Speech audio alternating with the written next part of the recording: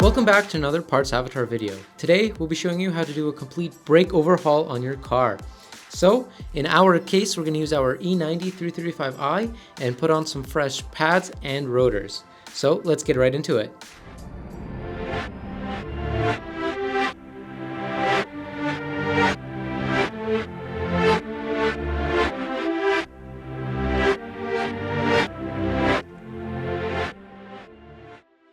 And boom, it's that easy. Okay, maybe it's not. Let's get started from the beginning. Let's first loosen our lug nuts or lug bolts, and then we can use our impact to remove the wheel. Once we have the wheel off, we can raise the car just a little bit more so we have access to the back of the caliper. Here, we'll remove the caliper bolts so that we can take off the caliper completely. With the caliper off, we can hang it on the side using our very fancy caliper hangers. With the brakes off the car, we can go ahead and install fresh pads and fresh rotors. For this BMW, we're actually going to be utilizing Bremson pads and rotors, and we'll also be installing some fresh brake pad sensors from Solution. So these are going to be in two different spots, one on the front left side and one on the rear right side. And when we get to them, we'll show you exactly where they go. Let's get these on.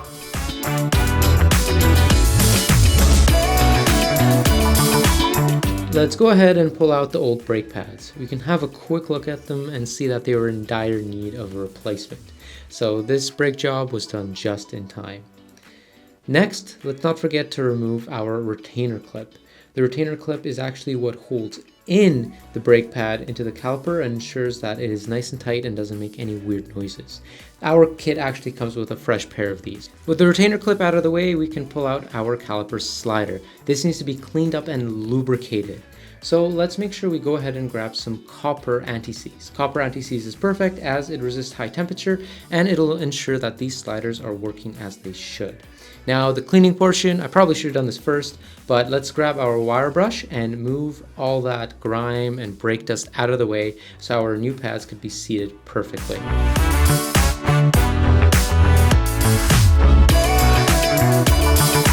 In order to reset the caliper piston, we're going to use our caliper reset tool.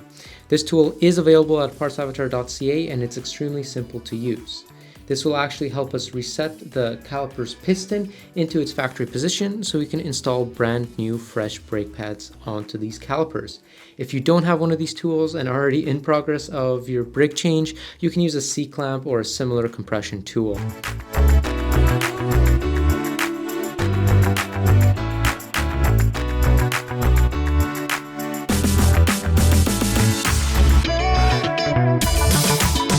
Now time for a little unboxing. This is our new set of brake pads and they do come with that fresh retainer clip like we said and nice and thick pads. Before we install the new pads, obviously we got to put our caliper slider back in and let's lubricate these pads up so that they don't squeak, squeal or make any weird noises we don't want. Last thing we want with fresh brakes.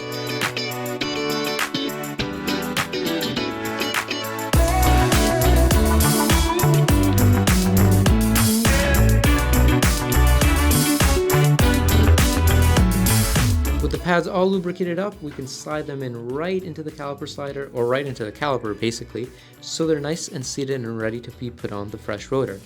But wait, where's our fresh rotor? Before we can install the fresh rotor, we gotta first clean up the mating surface, which is the wheel hub, and then ensure that it's lubricated properly. Here we're gonna use copper anti-seize again to ensure that next time we do the brakes, that rotor is not seized on.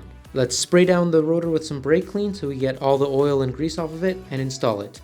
Let's make sure we put that retaining bolt back in so that the brake rotor doesn't fly around everywhere.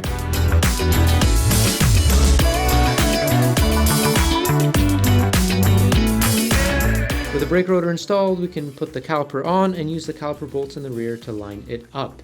Then we'll grab our electric ratchet these bolts in, and let's not forget to torque everything to spec. So let's grab our torque wrench and torque it to the corresponding specifications.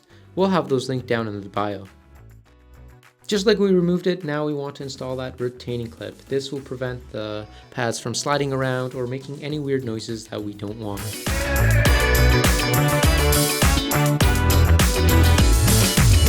Moving on to the rear pads and rotors, we want to start with taking off the rear caliper. Obviously, to do this we need a 16mm and an extension, as on the E90 it's extremely difficult to get to without an extension. Let's also remove the little dust caps that prevent dust from getting into our sliders before we take apart the caliper completely. With those out of the way, let's get this retaining clip off of the rear.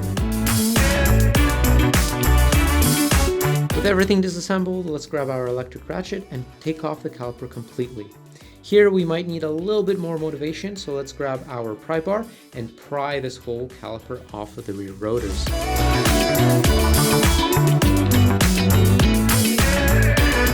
Let's not forget to remove our brake pad sensor, as it's located on this side in the rear. Let's lightly remove it, even though we're going to be replacing it with a fresh one. With the sensor out of the way, we can remove the rear brake pads.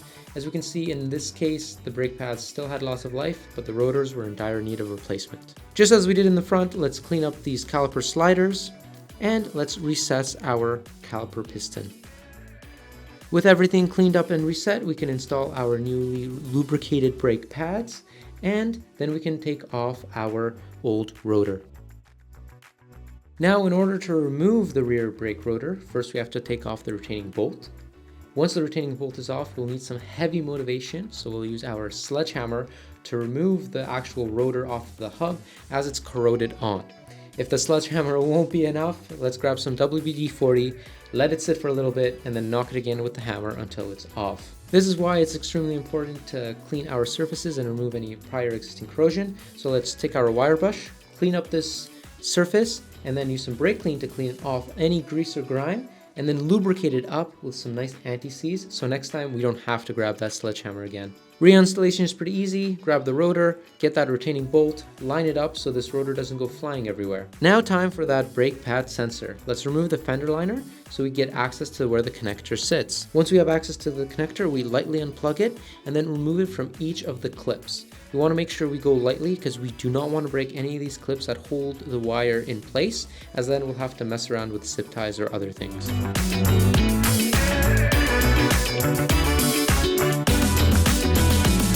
Installation of the new brake pad sensor is pretty easy. Plug it in as it was, reuse all those existing clips if you haven't broken them, and then we can go ahead and then plug it right into the brake pad.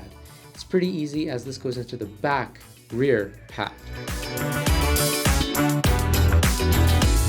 Let's not forget to reinstall our fender liner, as we do not want that flopping around everywhere. So we'll use our electric ratchet to aid us here. Last but not least, we want to make sure we put in that retaining clip so the pads do not make any weird noises and are sturdy in place. And there you have it, folks. That's how you do your rotors and pads on the front and rear of your car. Hopefully this tutorial was good for you, and you can find all these parts at partsavatar.ca. Remember, Parts Avatar has got your back, so don't forget to subscribe to the Parts Avatar channel so you don't miss any of these exciting videos.